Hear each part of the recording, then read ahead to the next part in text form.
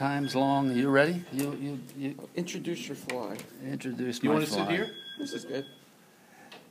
This is a March Brown wet fly, and I'm going to tie it on a size 12, 2 times long hook, nymph hook. Brown thread.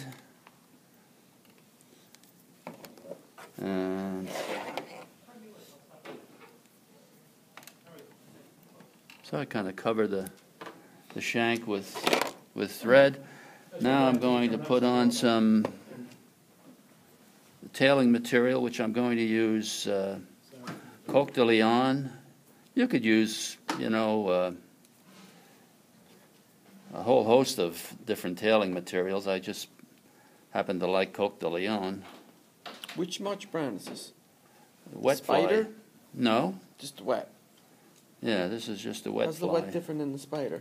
Because that's wet It has too. wings. Well, different wing, which you'll see in a little bit.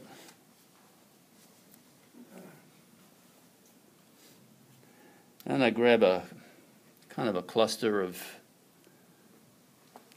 let it extend back, not quite the length of the shank, a little bit shorter.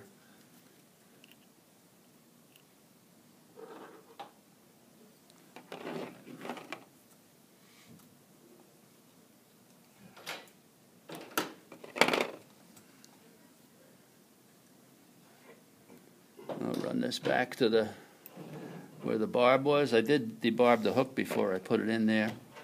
What am I looking for? The ribbing here. I'm using a 3/0 monocord, which is pretty nice to make a ribbing. You could probably use the same stuff that Charlie's going to use, the darning, what do you call it? No, crochet thread. If you took one strand of that, it would probably stand out pretty nice. So I'm going to cut a little bit of this. I'm going to just take a moment and put this back in, because what happens with this monocord, if it's got wax on it, and what happens is it kind of like gets hidden in with the rest of the thread material. How's And then- monocord different than regular tying thread? Well, it's Stronger. stronger, thicker, Round. it's round. It's kind of nice material. It's good for ribbing because you could really lean on it and go into your material. It's like a 3-0. Yeah, it is. It is 3/0. And 8-0, and that's the 3-0. Yeah. Okay, now we're going to put on some dubbing, some rabbit dubbing. I'm going to use a light colored dubbing. AK Best uses that a lot, the monocord for its ribbing. You know what's really good for ribbing also is like sewing thread. Go to Coates and Clark and get the button thread, brown button thread, summer brown. It's thick enough that it sticks up, it doesn't get buried like the monocord Yeah. sometimes. I think I have some over here.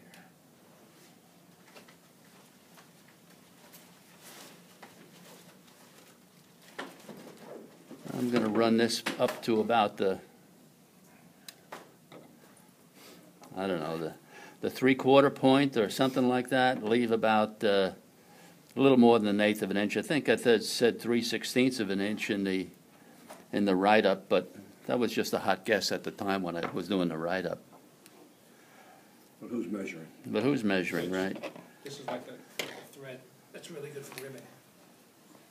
See how it And I'm going to sticks wind this on now so that I leave like a 1/16 of an inch or so between the thread wraps.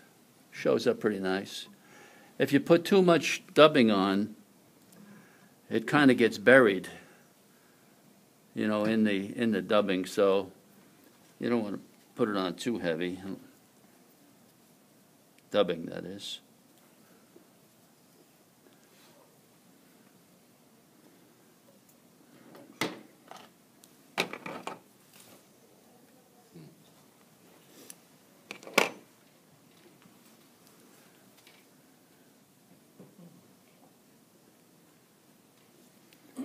All right, now we need some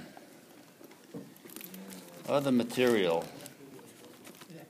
I think I brought it, yeah. Some partridge feather.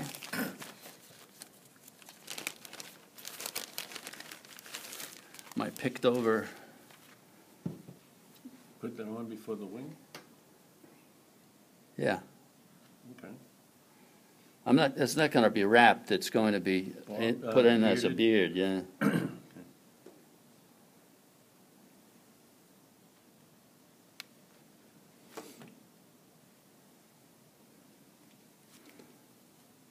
And you don't wanna have these, well, when you put the partridge in as a beard, you can adjust the length, but you kind of want to have them run back to about the hook point, not too much further than that. I'm going to stroke the feather back. I think in the write-up I said cut a V out of the tip end, but you can just cut this back and accomplish the same thing. Now, what I have on here now is probably way too much feather, so I'm going to strip off some more of this stuff. Just gets kind of clumpy if you leave it too much. Well, maybe I took off too much on that one. However, that's okay.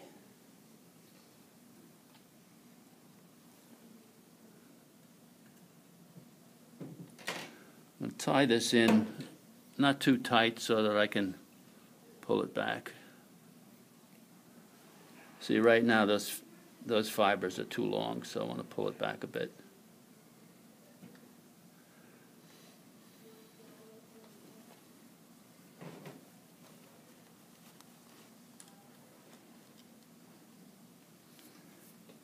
Close enough for government work.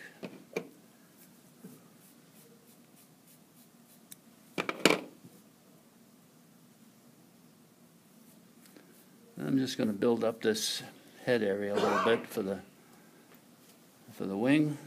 And the write-up on selecting the wing, I said to take, a section of the turkey feather from two different feathers, but oftentimes that's not possible. Like, for instance, these two really don't match up that well. One is real short and the other one is much longer. So what I'm going to do is I'm going to take a section from each side of the feather, and you want the width of the turkey feather to be approximately the width of the hook gap. Approximately.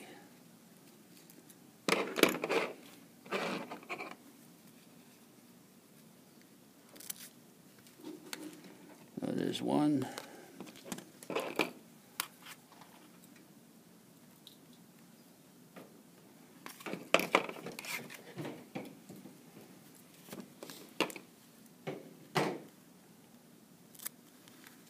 Two. I'll kind of stroke these guys together.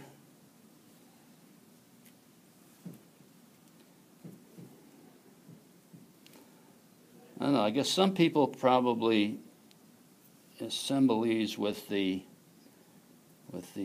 tailing edge or the pointy end turned up. I think most of the times I see them with the feather stroke down. You want to just let it extend beyond the hook a little bit. Shiny side on the outside? However it fits together. Oh, okay. As Charlie would say, it's your fly, make it whichever way you want. I take a couple of soft wraps, tighten it up a little bit, take a few more turns, hope that you don't mess up the feather too much. Yeah. Not the best job I've ever done, but it works. And one thing I found with this particular